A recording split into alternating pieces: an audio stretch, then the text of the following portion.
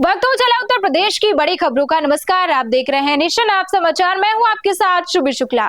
अमेठी के जायस कस्बे में एक युवक पुलिस की कार्यशैली से नाराज होकर मोबाइल टावर पर चढ़ गया। युवक ने आरोप लगाया कि पारिवारिक विवाद के मामले में पुलिस जांच और समझौते के नाम पर बार बार परेशान कर रही है। सूचना मिलने पर पुलिस और परिजन मौके पर पहुंचे तथा काफी समझाने के बाद युवक सुरक्षित नीचे उतर आया। पुलिस पूरे मामले की जांच कर रही है और आरोपों की भी पड़ताल की जा रही है। ये हमको 1 साल से जायज थाने में परेशान किया जा रहा है। किस लिए? रिश्वत मांगते हैं, कभी 10,000 कभी 5,000 मांगते हैं। कौन मांगता है? यहाँ पे 2-3 सिपाही हैं। इसको मैं किसी तरह मजबूरी से पैसे ला के देता हूँ, हमारा मामला फाइनल करवा दो। मामला क्या आपका है? मामला ये लड़की वाला है, ये भेज नहीं रहे। हमने अपने मर्जी से खुशी से भेज दिया, उनके माँ बाप बीमार थे। उसके बाद में वो प्रमुख लगाते हैं, प्रमुख से धमकी दिलवाते, जान से मरवा दूंगा। ये सारा कुछ करते मैं जायज थाना को एप्लीकेशन देता हूँ। जायज थाना में आओ तो यहाँ कभी 5,000 कभी 10,000 कभी 20,000 कभी गौरीगंज जाओ कभी मोहनगंज जाओ, यहाँ रिश्वत मांगते हैं जायज थाने में। कौन मांगता है रिश्वत?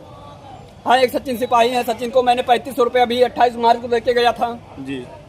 उसके बाद में एक दीवान साहब थे, उनकी रिटायर हो गई। एक गीता मैम थी, वो भी रिटायर हो गई। इनको सबको पैसा दे के जाओ, यहाँ मामला कोई फाइनल नहीं होता। आपका पूरा मामला क्या? आपकी जो पत्नी है, अपनी पत्नी को 1 साल पहले भेज दिया था, उनके पिताजी को लकवा मार दिया था। कहाँ पे? जायस में? जायस में भेजा था। अच्छा। तो बगैचा लिए राजा फतेहपुर में। हाँ। तो उसके बाद में वो लड़ाई झगड़ा करके, हमारे बड़े भाई लड़ाई झगड़ा किए। हमारा कोई मैटर नहीं था, ना हमारे पास फोन था। उसके बाद में हमको टॉर्चर किए। उसके बाद हमारा एप्लीकेशन डाले थाने में। हमने आया, सचिन सिपाही को हमारे नाम से एप्लीकेशन डाले। सचिन सिपाही को हमने बोला कि ऐसी सी बात है साहब। कहते नहीं, तुम पहले कुछ खर्चा पानी दो। मैंने 8,000 रुपये दिया तो हमको छोड़े। उसके बाद में फिर आया 4 महीने बाद, फिर हमने 2,000 दिया। उसके बाद में अभी 28 मार्च को आया, मैंने 3500 रुपये दे के गया तो मैं छूट के बाहर आया। हमको परेशान किया जा रहा है, न लड़की भेज रहे हैं ना हमारा लड़का दे रहे हैं। कितने बच्चे आपके हैं? हमारे 2 बच्चे, एक बच्चा हमारे पास, एक उनके पास है। जब तुमको हमारे घर नहीं आना तो हमारा फैसला करो, हमारा लड़का दो, अपने घर रहो। तो आपका आरोप है कि थाने में जो हमने एप्लीकेशन दिया है कोई सुनवाई नहीं है। कोई कह रहे हैं, साहब कह रहे हैं कोई सो रहा कोई जाग रहा, हम इसके जिम्मेदार नहीं सोने जागने की। अभी टावर पर कब चढ़े आप? हम चढ़े 1 बजे। 1 बजे चढ़े थे। हाँ। तो आपकी मांग क्या है? हमारी मांग है या तो लड़की भेजे, नहीं तो हमारा लड़का दिलवाए, हमारा फोन दिलवाए, हमारे जो पैसा लिए पैसे दिलवाए। कितने पैसे अब तक टोटल लिए गए आप? टोटल हमारे स्कैनर से गया 50,000 रुपये। स्कैनर से दिए हैं आपने? हाँ। कहीं किसी बड़े अधिकारी से जिक्र नहीं किया कि हमसे इतने पैसे लिए पुलिस ने? हमने कहीं नहीं गए। हम तो आते हैं 4 दिन के लिए, अपने काम से जाते हैं। नहीं काम ना करें तो क्या खाएंगे फिर? जी। कहाँ काम करते हैं आप? हम लुधियाना में रहते। घर कहाँ है आपका? जकी जान के पुरवा। नाम क्या है आपका? सुनील। सुनिए, ठीक। हमारे पास 10-15। वहीं इटावा के चौबिया थाना क्षेत्र में न्यायालय में विचाराधीन भूमि को लेकर विवाद सामने आया है। शिकायतकर्ता का आरोप है कि सीमांकन के निशान मिटाकर नींव खोदने का प्रयास किया गया। पीड़ित ने एसडीएम सदर को शिकायती पत्र देकर एफआईआर दर्ज करने और कार्यवाही की मांग की है। प्रशासन का कहना है कि शिकायत प्राप्त हो गई है और नियमानुसार जांच के बाद आगे की कार्यवाही की जाएगी। मेरा नाम अंकित है और मेरे पिताजी का नाम राकेश सिंह है। मैं गंगापुरा का रहने वाला हूँ, थाना चौबिया पड़ता है। मेरा मुकदमा चल रहा था मेड़बंदी का, धारा 24। मेरे पिताजी राकेश सिंह और विपक्षी सरवर सिंह का चल रहा था। वहाँ पर वो मौके पर नींव लगा रहे थे। तो हमने एसडीएम साहब को यहाँ पर एक एप्लीकेशन दिया और मेड़ रुकवाने के चक्कर में। तो वहाँ पर सरवर सिंह, जगतराम और रघुराज और अरोड़ ये लोग नींव खोद रहे थे। तो एसडीएम साहब को यहाँ एप्लीकेशन दे करके एसडीएम साहब ने निकपाल साहब को ऑर्डर दिया, बोला फ़ोन से बोल दिया कि आप मौका मायना करो जा करके। तो मैं यहाँ था मौके पर। वहाँ पर प्रिया गुप्ता में निकपाल पहुँच गई। उन्होंने बोला कि भाई आप मौके पर आइए। तो मैं मौके पर गया। तो मौके पर जाने के बाद में वहाँ अरोड़ और जगतराम और रघुराज मौके पर थे। उन्होंने अभद्र भाषा से निकपाल साहब से भी अभद्र भाषा में बात की। और उसके बाद में जब हमने उनसे रोका तो उन्होंने मेरे पास लाठी और रॉड से हमला कर दिया, जानलेवा हमला किया है। मेरा गांव का नाम गंगापुरा बिठौली है और निकपाल साहब प्रिया गुप्ता जी हैं और थाना चौबिया है। उन साहब ने विक्रम साहब वहाँ मौके पर मुझे निकलने का मौका नहीं मिला, तो हमने 1076 पे कॉल की। उस टाइम 112 नंबर पुलिस मौके पर पहुंची और उन्होंने मुझे वहाँ से निकाला और पोस्टमार्टम मतलब रिपोर्ट के लिए भेज दिया गया। सर में काफ़ी गहरी चोटें आई हुई हैं और मेडिकल भी हुआ मेरा तो कराया, लेकिन मुकदमा दर्ज नहीं हुआ अभी तक। अयोध्या में राम मंदिर के पास स्थित एक आलीशान मकान एक बार फिर से चर्चा में। ये मामला कथित जमीन सौदे और ट्रस्ट को जमीन बिक्री से जुड़े आरोपों के कारण सुर्खियों में आया है। मामले को लेकर राजनीतिक प्रतिक्रियाएं भी सामने आ रही हैं। हालांकि आरोपों की जांच संबंधित एजेंसियां कर रही हैं और अंतिम निष्कर्ष जांच पूरी होने के बाद ही स्पष्ट हो पाएगा। वहीं झांसी मेडिकल कॉलेज में शिवपुरी निवासी 80 वर्षीय बुजुर्ग सपेरे की कोबरा सांप के काटने से मौत हो गई। परिजन इलाज के लिए उन्हें अस्पताल लेकर पहुंचे थे। जानकारी के अनुसार सांप को भी एक बर्तन में बंद कर अस्पताल लाया गया। घटना के बाद परिवार में शोक का माहौल है। चिकित्सकों ने इलाज का प्रयास किया है, लेकिन बुजुर्ग की जान नहीं बचाई जा सकी। वहीं विकासशील इंसान पार्टी के प्रमुख मुकेश साहनी को लखनऊ स्थित आवास पर नजरबंद रखने की अवधि बढ़ा दी गई है।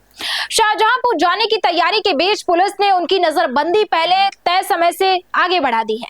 प्रशासन की ओर से सुरक्षा और कानून व्यवस्था का हवाला दिया गया है। वहीं पार्टी नेताओं ने इस कार्यवाही पर आपत्ति भी जताई है। इटावा आरटीओ कार्यालय का एक कथित विवादित वीडियो सोशल मीडिया पर वायरल हो रहा है। दावा किया जा रहा है कि कंप्यूटर ले जाने को लेकर अधिकारी और कर्मचारी के बीच तीखी बहस हुई। हालांकि वायरल वीडियो और लगाए गए आरोपों की आधिकारिक पुष्टि अभी तक नहीं हुई है। विभाग की ओर से भी अभी तक कोई भी आधिकारिक बयान जारी नहीं किया गया है। मामले की चर्चा लगातार बनी हुई है। वहीं औरैया के सदर कोतवाली क्षेत्र में तेज रफ्तार ट्रक की टक्कर से एक अज्ञात महिला की मौके पर ही मौत हो गई।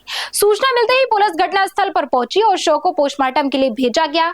फिलहाल महिला की पहचान नहीं हो सकी। पुलिस वाहन और हादसे से जुड़े अन्य तथ्यों की जांच करते हुए मृतका की शिनाख्त कराने का प्रयास कर रही है। औरैया के इकौरापुर गांव में सरकारी ट्यूबवेल परिसर में एक युवक का शव मिलने से इलाके में सनसनी फैल गई।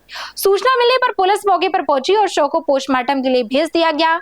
अधिकारियों का कहना है कि मामले की हर पहलू से जांच की जा रही है। पोस्टमार्टम रिपोर्ट और अन्य साक्ष्यों के आधार पर आगे की कार्यवाही की जाएगी। वहीं औरैया में भाजपा के बूथ सम्मेलन आयोजित किए गए, जिनमें पार्टी पदाधिकारी और कार्यकर्ता ने भाग लिया। सम्मेलन के दौरान संगठन को बूथ स्तर पर मजबूत करने, सरकारी योजनाओं की जानकारी लोगों तक पहुंचाने और नए मतदाताओं से संपर्क बढ़ाने पर जोर दिया गया।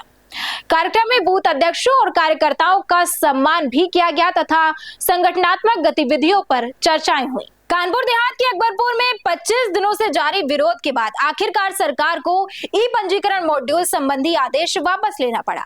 अधिवक्ताओं और डीड राइटर्स के विरोध के चलते प्रदेश के 32 जिलों में रजिस्ट्री का काम ठप था और आम लोग परेशान हो रहे थे। अब सरकार ने साफ किया है कि किसी का रोजगार छीनने का इरादा नहीं था, बल्कि तकनीक के जरिए व्यवस्था को आसान और पारदर्शी बनाना उद्देश्य था।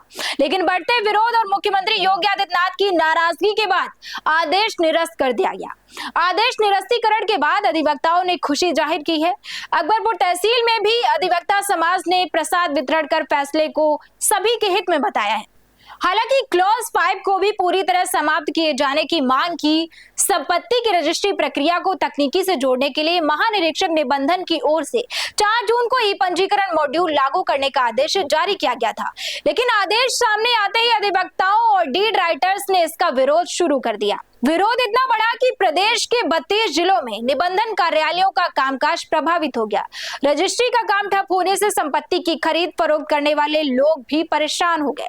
सूत्रों के मुताबिक 32 जिलों में रजिस्ट्री कार्य ठप होने और आम लोगों की परेशानी का मामला मुख्यमंत्री योगी आदित्यनाथ के संज्ञान में आने के बाद उन्होंने तत्काल आदेश वापस लेने के निर्देश दिए।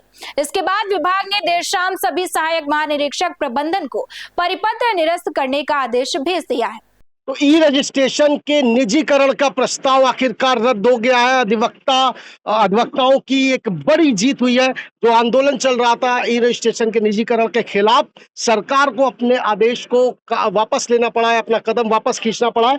एक जश्न का माहौल है। जाहिर सी बात है कि जब आंदोलन में जीत मिली है, आंदोलन सफल हुआ है, तो अधिवक्ताओं में जश्न का माहौल नजर आ रहा है। इस वक्त हम अकबरपुर तहसील में मौजूद हैं। लंबे समय से आंदोलनरत थे अधिवक्ता समाज के लोग, और आज जब आपको ये जीत मिली है, क्या कहना चाहेंगे? ये जो लेटर जारी किया गया है शासन की तरफ से, श्री नेहा शर्मा जी जो हमारे आईजी हैं उनके द्वारा जारी किया गया है, और उन्होंने जो 4 जून 2026 को लेटर जारी कर निजी संस्थाओं के द्वारा ई रजिस्ट्रीकरण की व्यवस्था दी गई थी, उसको उन्होंने 29/6/2026 के लेटर के द्वारा निरस्त कर वापस ले लिया है। सभी अधिवक्ताओं में विशेष खुशी है। कानपुर देहात के सभी अधिवक्ता जा करके सभी 6 तहसीलों के अधिवक्ता उनसे वार्ता की थी। इसके बाद उन्होंने आश्वासन दिया था कि इसमें हम सुधार करेंगे, और उनके द्वारा ये वापस लिया गया है। इस बात की हम सभी लोगों को खुशी है। लेकिन इसके साथ साथ जो नियमावली ऑनलाइन 2024 है, उसमें स्पष्ट क्लास 5 में लिखा हुआ है कि ई रजिस्ट्रेशन का निजीकरण किया जाएगा। मेरी एक ही डिमांड है कि उसको भी सरकार नियमावली 2024 से उसको निरस्त करे। जो क्लास 5 है, जिसमें ये कहा गया है कि इसका निजीकरण किया जाएगा और निजी संस्थाएं काम करेंगी, अभी केवल लेटर वापस हुआ है, ना कि नियमावली में संशोधन किया गया है। हमारी आईजी महोदया से आग्रह है कि वो शासन को लिखकर भेजें, और शासन इस पे कार्रवाई करते हुए नियमावली के क्लास 5 को पूर्ण रूप से समाप्त करे, और जिस हिसाब से पूर्व व्यवस्था चल रही थी, ऑनलाइन व्यवस्था वैसी चलती रहेगी, उसमें किसी का कोई विरोध नहीं। निजीकरण का पूर्ण विरोध है, और वो क्लास जो 5 है नियमावली 2024 उससे वो हटाया जाए, ये हम लोगों की मांग है। फिलहाल अभी इस पर हम सभी लोग बैठ करके निर्णय लेते हैं कि आगे क्या करना है, और शासन और सरकार से एक ही डिमांड है हमारी, तो नियमावली क्लास 5 जो लगा हुआ है उसको वापस कर लिया जाए, जिससे हम लोगों का भविष्य सुरक्षित रहे। यही हमारी मांग है, और जो नेहा शर्मा जी ने वापस लिया इसके लिए उन्हें कोट कोट धन्यवाद है। अधिवक्ता